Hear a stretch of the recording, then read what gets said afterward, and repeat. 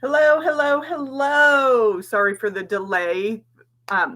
Mark your calendars. I am here every Tuesday at 8 a.m.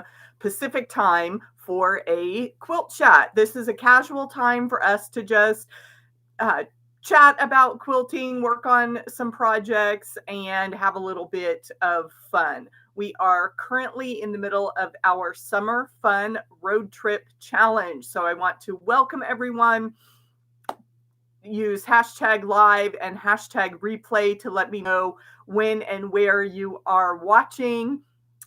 Drop a note in the chat so that this is an interactive experience. I'm a little bit delayed this morning, you know, crazy sleep patterns. So I apologize for the delay. If you were here right at 8 o'clock and I was a little bit late, I do apologize.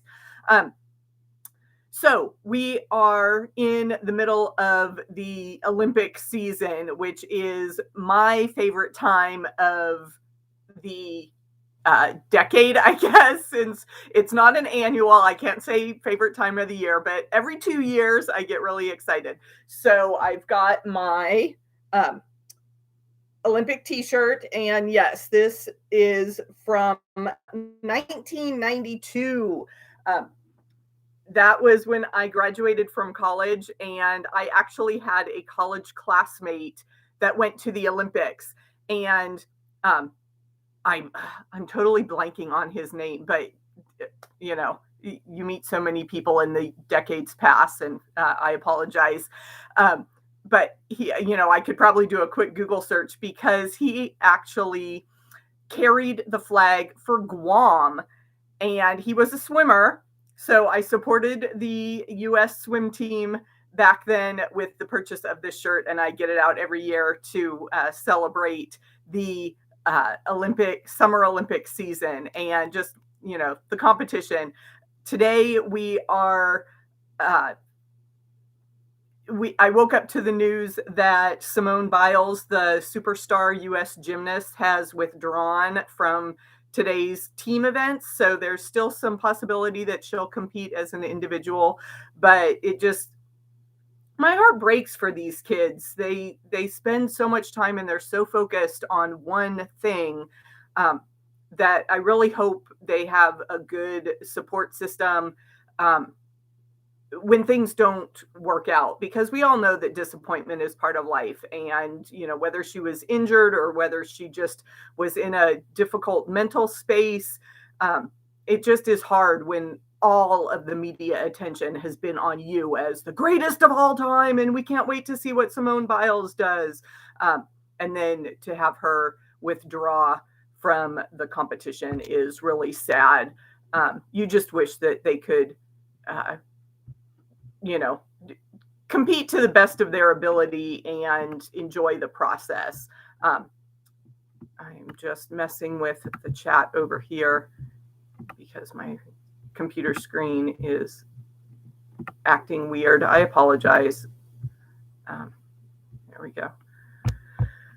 So, I welcomed another Olympic visitor. I don't know if anyone recognizes this little guy. He's got his Olympic belt on with all the colors there. And it's fun in the quilting world. There have been several Olympic themed quilt blocks and sew-alongs and things popping up there. You can see all his nice Olympic colors there and his Olympic rings. This actually, I think I adopted from my brother. I just kind of took over when he left his Olympic bear behind. This is Misha, and Misha was a mascot back when I was a kid in 1980. And he was actually the mascot for the Winter Olympics, which the United States boycotted because of, Cold War politics, and they were being held in Russia. But we got this souvenir. I don't know if they were in the department stores or what, but Olympic fever is alive and well here at True Blue Quilts.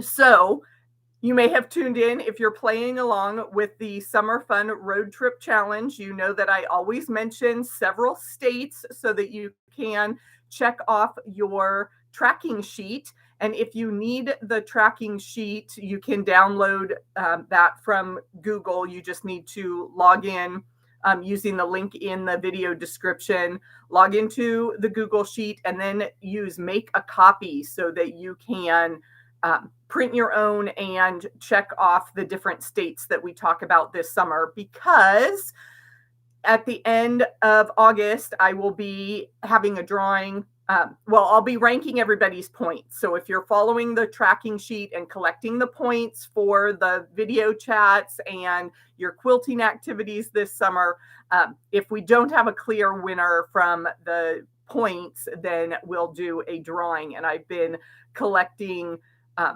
fabric and some fun patterns to share with you as the prize for the Summer Fun Road Trip Challenge. Remember, there's Quilters Trek, so that if you do a shop hop or any online shopping from, I would encourage you to support those shops and get the kits for Quilters Trek, because that will be a fun quilt and a way to kind of tag team with our quilting efforts. Hello, Heidi. She's joining us from California. So good to see you. And as I said, our theme is Olympics. And so I did a little bit of research and found the United States cities that have hosted Olympics. And Heidi may be familiar with Los Angeles, actually, in 1984, and Squaw Valley in, what was that, 52 or 56, I think, hosted. So California is our first state for our points today. They actually hosted twice, Summer and Winter Olympics. Of course, we had the Winter Olympics in 2012 in Salt Lake City, so you can mark that state off. Lake Placid was also 1980. No, they wouldn't have been 1980, because I just said that was Russia. 76 or 84. I can't. Somebody help me out with my Olympic trivia. I'm failing. I know Lake Placid was a Winter Olympic location, but I'm going brain dead on the year. And then, of course, we had Atlanta in 1996. So you can mark that state off of your tracking sheet. And then when I Googled, I was surprised to learn that St. Louis actually hosted the 1904 Olympics. And that was also a year that they had the World's Fair. So St. Louis was quite the happening place back in the early 1900s. So you can mark off St. Louis from your tracking sheet as well. So the Olympic, like I said, I love the Olympics. I love the community aspect. I love the theatrics of the opening and closing ceremonies. I love the emotion and the drama. You know, I was a kid in the 70s and 80s, and so we had ABC's Wide World of Sports with the thrill of victory and the agony of defeat. And, you know, there's so many good stories and life lessons in athletics. And, you know, as I was talking about Simone Biles and her disappointment today, I've been a figure skating mom for half my daughter's life. And it's been kind of sad because she has quit skating. And, you know, I never wanted to be that stage mom that pushed and was overbearing. But I did want to support her as much as possible. And it really is a community and a family behind the scenes. So I was a swimmer growing up. As I said, I have my Olympic t-shirt supporting Team USA. And it just, any of those sports are great family events. So, you know, soccer, I know there's a lot of soccer players, baseball, softball, basketball, you know, everything. Every sport has its own community feel to it, and that is just wonderful, just like our quilting community. So let's get to the fabric. I am actually needing to work on one of my block of the month blocks, and so I'm going to set Misha aside and dig into. I did a few months ago, I did a big cleanup in my quilting space and sorted all my fabric by colors and put them in plastic totes. So it's a little bit of a workout to, you know, shuffle bins back and forth when I need the different colors, but it is so nice to be able to just go to a bin or a drawer and know that that's where my colors are. If you have been, I'm the type of quilter that collects fabric, and I love to have a huge stash and be able to just pull bits of lots of different colors. I'm very much a scrappy quilter. I love to play with lots and lots of different fabrics in my quilts. So I feel like the more the better. And that's not to say that I haven't made quilts with more limited palettes, but it's so much fun. There's such a wide world of interesting colors and textures out there. And there are some fabrics that are really special, and you just, you know, you want to hold them and pet them and love them forever, and never cut into them. But they're always making new wonderful fabrics. So get over your hesitation of cutting up those special treasures. Use your quilts, use your fabric. It's meant to be loved. So my color theme is tan. And you know, you need a light and a dark for the best contrast in your blocks. And I am just going to adjust that. Hang on one second. I have my ceiling fan going because it is so hot and humid here. But the reflection was kind of driving me batty. And I've used, you know, I have my browns, creams, blacks all mixed in. So I have some browns and rusts and kind of a gray black tone on tone. But I've used those recently, so I want to dig a little bit further. And these I think will be good choices for my light tan.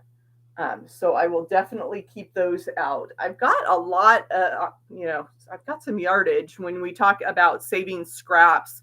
I'm trying not to keep tiny, tiny bits, but it's so hard because I always have grand visions of making, you know, scrappy strip quilts with those 1-inch pieces just sewn together over and over again. But that's kind of insane. Quilting's an insane hobby sometimes. Anyway, I have this. I think it's a Stonehenge. It's got that marbly look to it, but it's kind of a greeny yellow shade, and it just in person it does not work well with these tans. So I will set those aside. Dark tan is tough. That's a pretty batik. That has a little bit of contrast there since I went more on the cream side for the light. But let's see if I can find something a bit darker. Here's a good one. A batik. This is almost in the peachy tan shades versus the creamy tan shades. So I don't know. I'll have to play with that a while. So when I pick fabrics, I kind of throw them out on the cutting table, you know, as I'm making decisions, and I have to sit with that. The pink in that is throwing me off a little bit.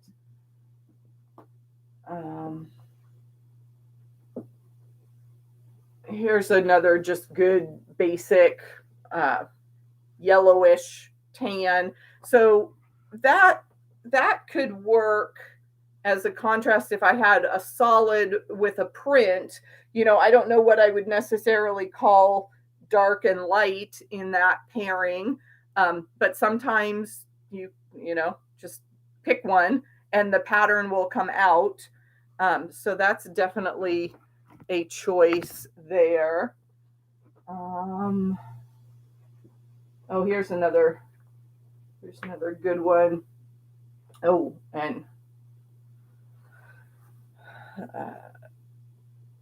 what is this? Is a Moda. It's that tiny dots, almost hexagon little dots, and I don't have the selvage, or at least the selvage that has the name of it, but I use this a lot as a background blender fabric. I love the texture of those little kind of honeycomb dots on that fabric. So that is a good choice as well.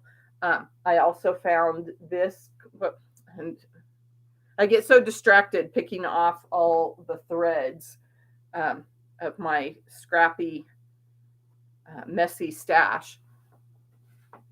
So here's just kind of a floral paisley-ish, very subtle pattern on that. So that's a good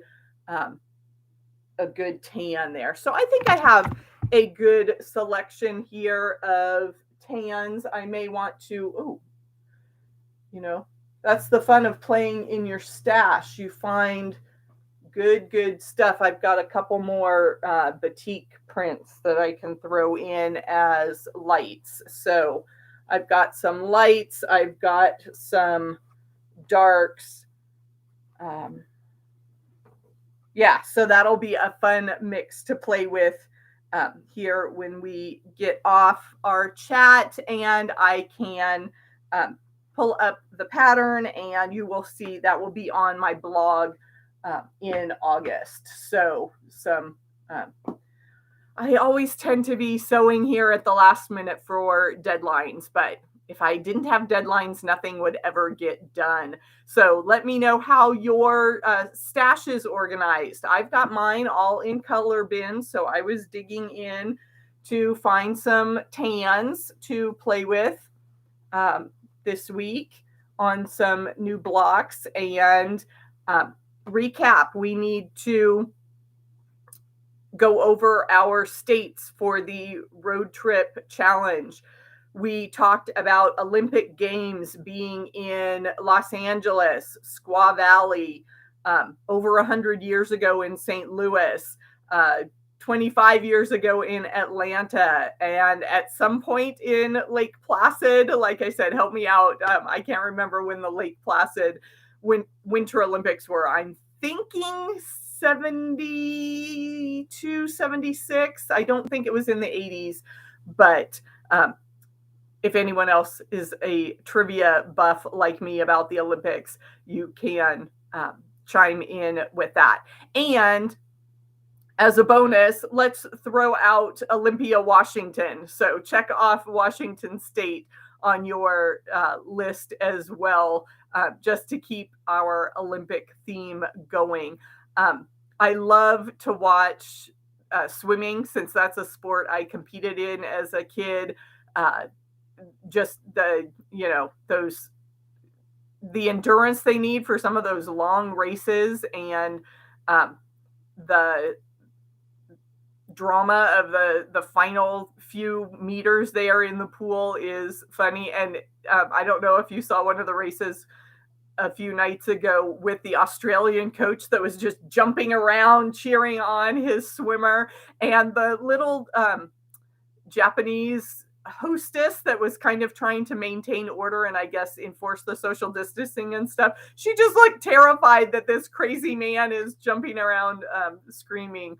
But I definitely love the international friendship atmosphere that is promoted, which seems funny to say since we focus on all these competitive rivalries.